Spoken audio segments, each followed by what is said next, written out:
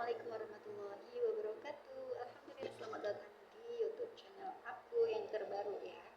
Kali ini YouTube channel aku perihal tentang perjalanan aku dari Indonesia ke Saudi Arabia.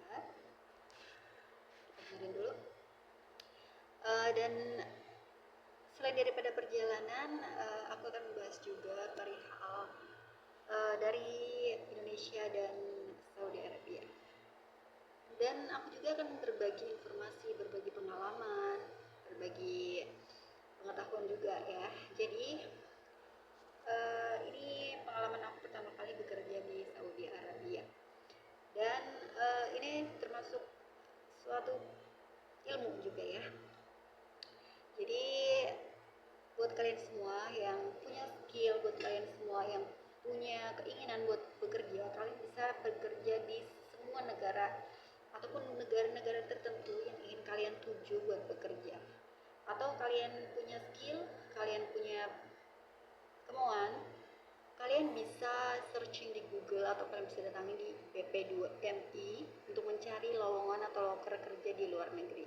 Tapi pastikan yang pertama adalah kalian harus punya mental yang kuat untuk bisa bertahan di luar negeri. Karena di luar negeri itu tidak sama di Indonesia. Kita biasa hidup di Indonesia dengan sebegitu asrinya, dengan sebegitu indahnya ya kan. Kita bakalan kaget ketika kita pertama kali. Lain lagi kalau kita sudah pernah ke luar negeri sebelumnya. Tapi kalau kita baru pertama kali, kita akan merasakan sesuatu yang kok begini, kok begitu, begitu ya. Dan lanjut next.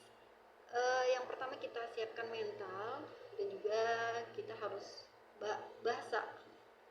Kita harus menguasai bahasa, minimal kita menguasai bahasa Inggris dasarnya saja tidak masalah. Apalagi kalau kita udah menguasai bahasa Inggris dengan bagus ya kan. Makanya setiap kita mendaftar ke PT itu, misalkan kita mau ke Korea, kita harus pelajari dulu bahasa dasar Korea. Tapi yang utama adalah kemauan kita. Ya. Oke. Karena kebetulan saya bekerja di Saudi Arabia dan memang kita harus bisa berbahasa Arab juga. Tapi alhamdulillah untuk dasarnya saya bisa berbicara menggunakan bahasa Inggris walaupun sedikit dan bahasa Arab meskipun sedikit. Itu pun tetap terkendala sering miskomunikasi, ya kan? Tidak masalah. Sebulan 2 bulan insya Allah kita bakalan bisa untuk menguasai, setidaknya kita bisa menjawab. Insya Allah semakin bulan kita semakin bisa berbahasa sesuai dengan negara yang tempat kita bekerja di suatu negara tersebut ya. Nah, jadi untuk pertama kali jika kalian sudah menguasai bahasa, minimal kalian sudah tahu dasar-dasarnya gitu ya. Terus kalian punya minat yang kuat, kalian punya mental, kalian punya skill, contohnya seperti saya skill menjahit. Tapi saya harus bisa beradaptasi juga. Kita harus mental nomor satu itu kita harus bisa kuasai gitu ya. Jadi prosesnya gimana sih? Prosesnya itu kalian harus cari informasinya dulu, misalkan ke PT di seluruh Indonesia biasanya ada PT-PT penyalur ya. Dan yang pertama adalah kalian harus pilih PT yang memberangkatkan PMI dengan resmi, bukan dengan permit yang tidak resmi seperti permit kunjungan gitu ya. Terus visa, kalau di Saudi itu visa ziarah itu visa jalan-jalan atau turis, tapi dipergunakan untuk bekerja itu sangat tidak boleh. Karena apa?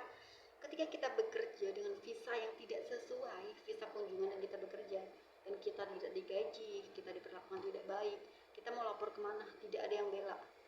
Meskipun kalau memang darurat banget, insya Allah negara bakalan bela juga ya. Tapi prosesnya itu susah. Jangankan yang tidak resmi ya, yang resmi aja kalau kita lapor itu susah gitu. Jadi pastikan nomor satu adalah PT tersebut memberangkatkan dengan resmi kalian aman gitu ya.